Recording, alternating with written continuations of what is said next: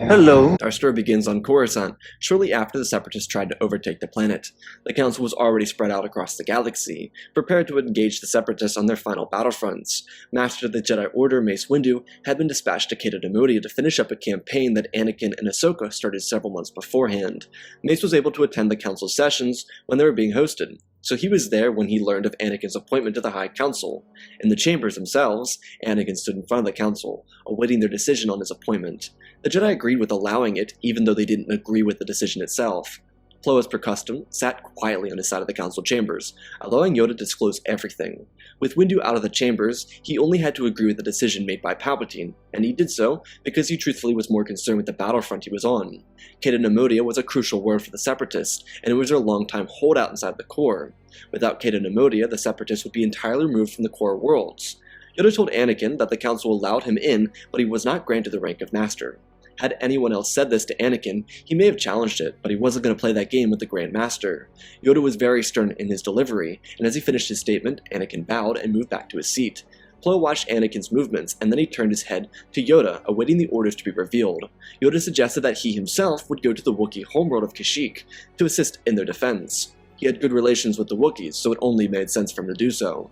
It was agreed, and the council session was adjourned. When the session ended, Mace Windu, Depa Billaba, and Ki-Adi-Mundi turned off their holograms, and the remaining council members got to their feet and turned for the door. Plo waited silently, as he and Yoda were typically two of the last members to leave the chambers.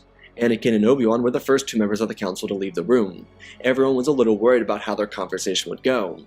The Masters, especially Plo and Yoda, could see how flustered Skywalker was. He seemingly didn't agree with his appointment to the council, or maybe it was a lack of master. It was kind of an iffy thing. He trained Ahsoka to reach the rank of knight, but when she was expelled, she was just a Padawan. She was offered a chance to become a knight if she returned to the Order, but she declined, so she couldn't become a knight. Because of that rule, there was no room for Skywalker to actually become a master, but it was kind of a weird prestige thing for him to be chasing. At least in Plo and Yoda's eyes, he never showed much interest in ascending the hierarchy of the Jedi Order. Obi-Wan suggested that Anakin may have wanted to be on the council, but the inclusion of master was never mentioned. Anakin enjoyed being Ahsoka's teacher, but aside from that, no one really had any inclination that Anakin might have any interest in having the role of Jedi Master. It didn't make much of a difference aside from accessing the restricted section, but again, no reason to assume he'd want to get into them because he didn't like studying. Once the council cleared out, Plo moved from his feet. Yoda stopped him and asked him a question. The quiet Jedi Master slowly lowered himself back to his seat and looked over to Master Yoda. The Jedi Grand Master thought for a moment. Seeing Anakin's frustrations were a little concerning. He requested that Plo keep a close eye on him. Yoda likely would have said the same thing had the Master of the Order been here, but Plo was probably the closest to Anakin aside from Obi-Wan. Yoda would say the same thing to Kenobi later, but at the moment, it didn't seem like Plo was going anywhere. It seemed proper to ask Plo to do so, and he obliged to the idea. Master Plo, after discussion with Yoda, made his way down to the steps of the Jedi Temple. It was a calm location, and he found a sense of peace there. Without having to be on the battlefront, he could focus on the Force itself and how it internally connected to him. He had 300 years worth of building a bond to the Force, and while he was a master and considered by many as such, he believed he couldn't learn enough about the Force itself. It may have been the distinct difference between Plo and Yoda, being they were two of the eldest members of the Order. Yoda became complacent and lost his motivation to change, whereas Plo always kept his ears open and his mind clean. He sat on the council but rarely spoke, one of the quietest voices inside the Order. Those who were quiet leave room for others to speak, which is what Plo did. As he stood on the steps of the Jedi Temple, he looked over the vast city of Coruscant. He wondered what would have been if he had gone to Cato Neimoidia. Initially, he was, but his deployment into the Outer Rim was running late on the way back to the core, so Windu had to take point and headline the final leg of the Cato Neimoidian campaign. Plo was up for debate of one of the two planets, the other one being where Ki-Adi-Mundi was, at Megiddo. These thoughts were sitting on his mind, though he was happy that his men could have a break for the first time in a couple of months. His arms were crossed and he stood silently. The breeze drifted through his robes and he felt the living force flow through him. There was a great darkness in the forest, and with the peacefulness of the Coruscant buzz, he considered the possibility of the war ending and coming to a conclusion with a Sith victory. It wasn't exactly the most plausible reality, but there was a chance that it was true. Being that the Jedi forced the Separatists into the Outer Rim, everything looked like a victory on the surface. However, with the latest developments within the Council, and their belief that the Sith could be within the Senate, maybe it was true. Plo thought about the implications of the dark side winning the war, and what would become of the Jedi if they did. Plo stepped to the edge of the steps and looked down. He thought about the day that Ahsoka left the Order, and considered that maybe if the darkness did come out on top, then maybe it was justified. Not that he by any means wanted the Order to fall, but all is as the Force wills it. Plo knelt down for a while, and when he was done, he returned to the interior of the Jedi Temple, just as Obi-Wan was coming back from the docking yards. It was nighttime at this point, and Yoda had just been dropped off. Obi-Wan seemed a little off, and Plo asked how he was doing. Obi-Wan expressed his stresses for the end of the war and his eagerness for it to end. Plo realized how much of the end of the Clone Wars was having and really eating away at his peers. Seeing its effects made him worry over the possibility of the Sith actually winning the war.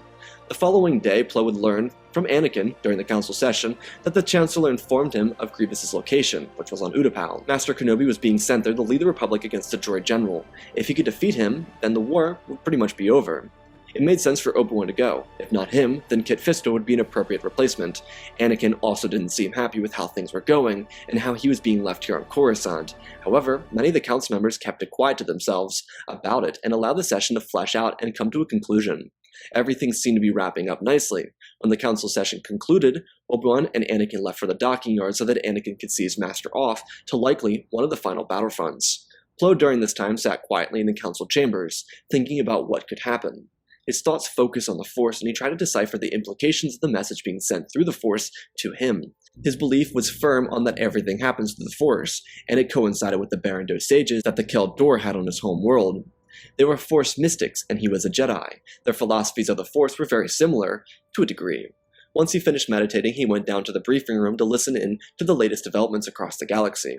There were a number of commanders present, and the Jedi Generals were, as well. They would pop up and off-screen, Depa Billaba and her student, Caleb Doom, as well as Aayla Secura and Ki-Adi-Mundi. Grandmaster Yoda showed up after different pieces of information were being relayed.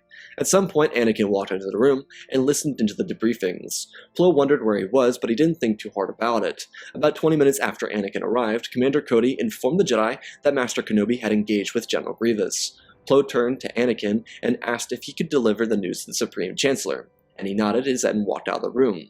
The few remaining Jedi Generals stood and quietly discussed a potential plot that could destroy the Jedi.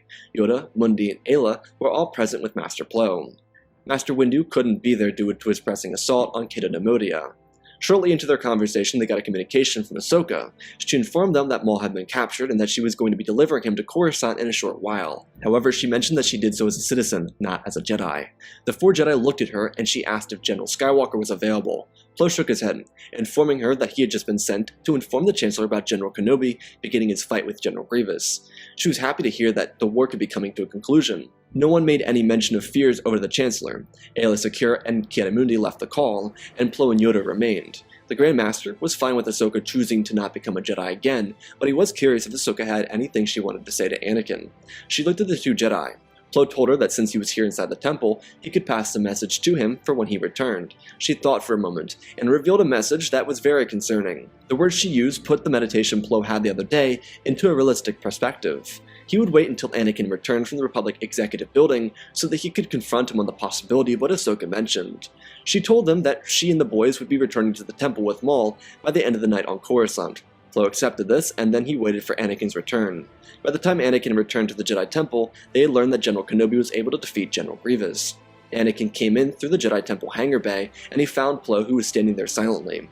He was helping people do some of their tasks as he was waiting eagerly for Skywalker to return. When Anakin came up to him, he could tell there was something wrong. Plo told Anakin that Grievous had been defeated. They were preparing to inform the Chancellor. Anakin told Plo that the Chancellor wouldn't take too kindly to that information, and Plo saw a look in Anakin's eyes and requested them to come back to the council chambers with him. When they entered the chambers, they sat down at their respective seats, and Plo let Anakin tell him that Palpatine was the Sith Lord. Plo was surprised. The council had their suspicions, and it seemed they were proven correct. Master Plo pulled up a communication device and requested that Master Sindralik lock down the entire Jedi Temple. Anakin looked a little confused at Master Plo. The Jedi Master then turned and told Anakin that Ahsoka captured Darth Maul. She was able to beat him. However, Maul informed her of something else. Anakin looked at Plo and listened as the words came out of his mouth. Ahsoka was concerned, and Maul was confident that Anakin wasn't meant to bring balance to the Force, he was meant to destroy the balance. If Sidious is the Sith Lord, then surely there was a darker plan involved, one meant to rip the Jedi Order apart. Plo asked Anakin up front and told him that if he hid any detail, then it could surely rip the galaxy apart, putting everything in perspective. He asked Anakin if there was something that could sway the balance within him. If Maul was confident without ever having met Anakin, then how confident could Sidious be, especially considering they were as close as they were? Anakin looked on in a little bit of concern. Plo, for a generally quiet individual, could become a very demanding presence within a split second, and he did in this moment. he leaned up in his seat and looked over at Anakin. Skywalker may have not been able to see it in his eyes or his facial features, all hidden behind the mask, but he could feel the stare. Plo needed to know, but could he trust him? Could he say what the gravity of the situation was? Plo desperately needed the answer because he needed to know he could do something if there was something pulling Anakin or not. Anakin didn't even tell Obi-Wan or Ahsoka. Plo and him were friendly, but they weren't super close. Plo asked again. If there was anything that Palpatine could use against him, a means to pull him closer to the dark side, Anakin looked around the room. His throat clogged up and his heart began to speed up. His chest felt like a volcano bursting, and then he looked right at Plo and stuttered out a couple words. The only one that Plo could manage to understand was the word wife, so he asked who she was. Anakin stumbled over another series of words, but they were put a little bit more clear. It was Padme Amidala. Plo turned on a communication device again and requested that Master Shakti go to Padme's residence and bring her to the Jedi Temple immediately. Shakti asked why, and Plo told her that Padme's husband asked that she go to the Jedi Temple. This was odd, but Shakti went along with it and went to Padme's residence to pick her up, not knowing that Anakin was the husband. Plo then asked why Padme was being used against him. Anakin thought about the discussion he had with Yoda and how it was handled, and so he brought it up to Plo. This was tantalizing to say the least. The possibility of Anakin ripping the entire galaxy apart because of a vision was ridiculous, but it is the most Anakin-sounding thing ever, so it did make sense. Plo took the information along with sincerity and asked Skywalker about the vision. Anakin explained everything, and then Plo asked about the information that Palpatine apparently could give him. Considering Plo connected the dots, Anakin told him the tragedy of Darth Plagueis the Wise. Plo hadn't ever heard of Plagueis before, so he knew the purpose of the story was meant to corrupt Anakin. Plo told Anakin that to save someone from death isn't a trick the Sith learned, it was a corruption tactic. He explained that it was something learned long ago when there was no Sith, and only Jedi. However, that information was disregarded, and when the Sith broke off, they tried to master it again. Anakin asked how they couldn't, and Plo turned his head to inform Skywalker that the dark side prohibited them from doing so. Plo also believed that it was entirely possible that the visions he was having were plans made by the Sith. Anakin asked how that was, and Plo explained it was very simple. When someone is sleeping, their guard is down. Anyone can do it, it's just not taught because why would the Jedi want to cause nightmares to people? Skywalker now saw this and asked what he should do. Plo suggested that he understood that Anakin was meant to be the chosen one and bring balance to the Force, but through using his words, he had set forward a path in which all is possible. However, Plo wasn't the Master of the Order or the Grand Master. He couldn't make a move on the Senate or Palpatine without the permission of the Collective Council. He set up a call and reached out to both Masters. Only Yoda was able to respond, as he informed him of the latest developments. Yoda sat quietly for a moment. He wasn't informed on Skywalker's marriage, but the fact that Sidious was a Sith Lord. He asked Plo if the temple was locked down, and he nodded his head. Yoda told him that he would be back as soon as possible. However, he had two options. He believed the collective power of the Council on Coruscant could handle the Sith Lord. Then, if they could, go. If not, then he should make sure there was no feasible way for the Sith to become victorious. Plo nodded his head and thanked the Grand Master before the call ended. Anakin looked over and asked what they would do. Plo sat quietly for a moment. Anakin interrupted the silence by suggesting that they take the fight to the Sith. They could surely kill him. Plo told Anakin that if they attacked Palpatine, then they would have to move from there to the Senate. To do that, they would have to engage with the politics of the Senate, which wouldn't be favorable for the Jedi at this point in the war. Anakin asked why that was, and Plo explained the disfavor of the Senate towards the Jedi, especially because of Dooku. Anakin suggested that they could make it work. They provide the Senate with the details of Palpatine being a Sith Lord. Though, how could that be? Anakin looked at Plo and told him that they could return to the Chancellor's office. They could catch him off guard by having Skywalker pretend to serve him. If Palpatine bought the bait, then they could expose him for who he was, and they could jump him. This actually sounded like a good plan. If the Jedi could lure Palpatine into exposing himself, not just as a Sith, but as leader of the Separatists, then the Jedi would have room to take over the Senate. Plo trusted Anakin to an extent, but his outrageous behavior could go too far sometimes. He had no doubt that the Council could sedate him if he went too far, but him and Sidious at the same time would be a challenge, especially not knowing how powerful the Sith Lord was. Anakin seemed almost maddened by the chance to do this, like he wouldn't take no for an answer. Plo needed assurance that Skywalker wouldn't betray them. Anakin got to his feet and told the Jedi Master that he wanted to save his wife from death. If the Sith planned on taking her life, then he would stop them. It still wasn't a guarantee, but the enthusiasm was something. Anakin told Plo that he would bring a communication device and keep it linked to Plo's so that they could listen in. He also said that they could record it and use it as proof. With everything laid out, Anakin went back to the Republic Executive Building to inform Palpatine of Grievous's defeat and pledge to the dark side of the Force. everything was in place, and Plo pulled together all the council members present into the hangar bay. They were Saesee Tiin, Agan Kolar, Kit Fisto, Shaak Ti, and Coleman Kaj. This lineup would be enough, surely. Plo explained the plan to them, and they listened to Skywalker as he entered the Chancellor's office. It was nighttime at this point, and Palpatine was preparing to leave. Anakin informed him of Grievous's defeat, and Palpatine seemed to think nothing of it. Anakin then apologized for everything that happened earlier. He suggested that he was acting out of place, and he felt that the council put him in a bad headspace. He informed Palpatine that he would like to take him up on his offer, but he wouldn't agree to do so unless they acted on it immediately. Palpatine smiled.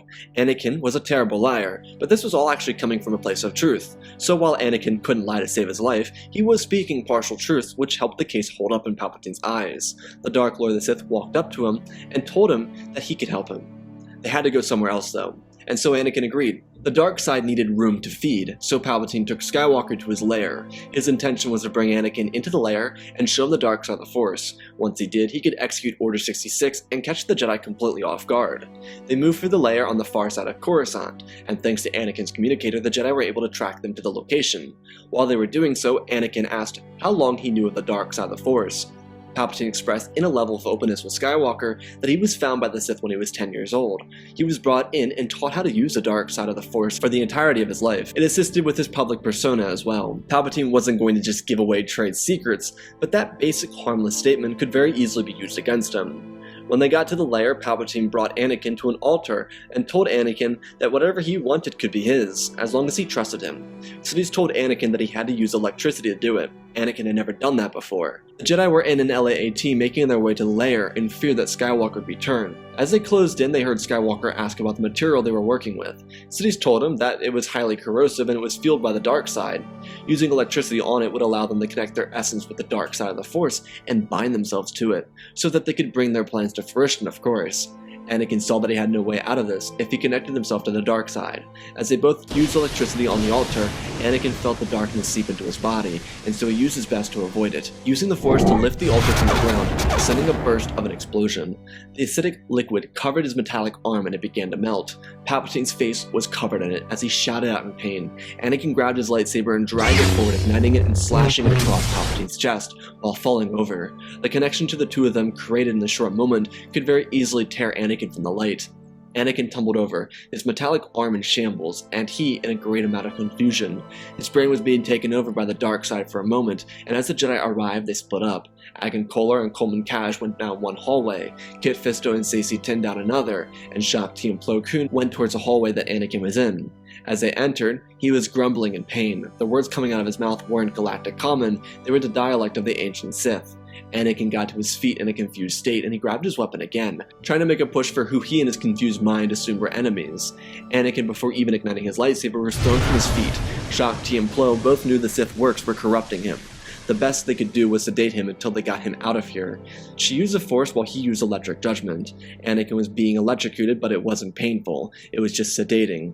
It lowered his brain activity and silenced his heart until he was peacefully asleep on the ground. They spread out to ensure that Sidious was gone. His face was completely ripped apart, and he was most certainly dead. Plo picked up Anakin and told Shaak Ti that he would take Anakin back to the temple, and they could eradicate the darkness there. Over the coming hours, a log would be found that had the contacts of the Separatist leaders, contact information that went around the galaxy. Essentially, if it was timed up, it could follow their last known locations around the galaxy, which was currently at Mustafar. A small detachment from Kenobi's division, led by Clone Trooper Boyle, would be sent to Mustafar to capture the Separatists. On Coruscant, the Jedi who were rummaging around would find other things, such as a small hollow disc that had a hologram of what appeared to be a super space station. They would spend hours inside of Palpatine's lair. When Anakin woke up, he was in a room with Master Yoda. He was a bit confused, but when he asked what happened, Yoda expressed that Anakin brought balance to the Force. Maul's prediction had been wrong, but it was close to becoming true. Anakin told Yoda that he didn't remember how he got here, and Yoda simply said that he didn't need to worry about it. The dark side was trying to corrupt them, and they cleared it from his mind, using an ancient technique. Anakin asked if he was in trouble, and Yoda had a little giggle. What would he be in trouble for? He didn't do anything wrong. Anakin then realized that Plo didn't say anything to Yoda about his marriage. He was surprised, but maybe he shouldn't have been. It seemed like Plo was more concerned with Anakin than the Sith. Maybe. Yoda told Anakin that his former student was here to see him. Yoda expressed thanks for his dedication to the Jedi once more before he left the room. Ahsoka came in and sat down next to Anakin and asked how he was feeling. He said he was alright, until he noticed that his forearm was a little different. It seems that he had his arm replaced, or the Jedi did so when he was knocked out. That's odd, he didn't even remember losing it. Anakin asked Ahsoka what was new, and she happily said that everything was new. A lot had changed. Anakin was out for a couple of days. The Jedi had to sedate him for an elongated period of time because he kept waking up and destroying things. He ripped parts of the room apart, and then the Jedi had to knock him out until they were fully aware the darkness was gone. They tried not to because they knew that he naturally used it, but they had to because it was taking over his mind. Anakin almost felt weightlessness without the dark side within him, but Ahsoka then revealed everything. The Separatists were captured on Mustafar, and the Senate wasn't taken over. Instead, Shaak-Ti and the other 4 Jedi took the information they found to the Senate and revealed everything. Republic authorities took over and searched the premises as well. It seemed that the Jedi's suspicions of Palpatine were rightly placed. Ahsoka also mentioned that Anakin's friend Padme had given birth to twins. Anakin almost launched himself from his bed, but Ahsoka told him that Padme was doing alright. Plo told Ahsoka everything regarding Anakin and Padme, but he also informed her that he had no intentions of delivering the information to the Council. The secret was safe with them. If Anakin wanted to inform the Council, then he could. It was his choice. When Anakin got the chance, he made his way back home to greet his wife and see her and the children. She was very happy to see that he was alright, and he felt similarly about her. It seemed like the dark side was at play there, and he was relieved that he didn't act on something that wasn't reality. Anakin and Padme celebrated the birth of their children. About a day later, Anakin would return to the Council and would be presented with the chance to become a Jedi Master. However, he would decline the possibility and step down from the Jedi Order. It was a move that blindsided the Council, but with the war over and the Republic victorious, it didn't really matter. He brought balance to the Force, and he did what he was supposed to do. If he felt inclined to leave, then let him. So, he and Padme picked up and moved back to Naboo. The Republic Senate, on the other hand, made a new rule that didn't allow Force-sensitive beings to become senators or chancellors. It was a process that ensured that nothing like Palpatine could ever happen again. Padme, on the other hand, didn't want to involve herself on politics, feeling that with Palpatine gone, she didn't need to be present. Bail and Mon could be able to handle the situation effectively without her present, so no biggie. When they returned to Naboo, all would be alright. Maul was captured, and there was no reason to worry about him being freed.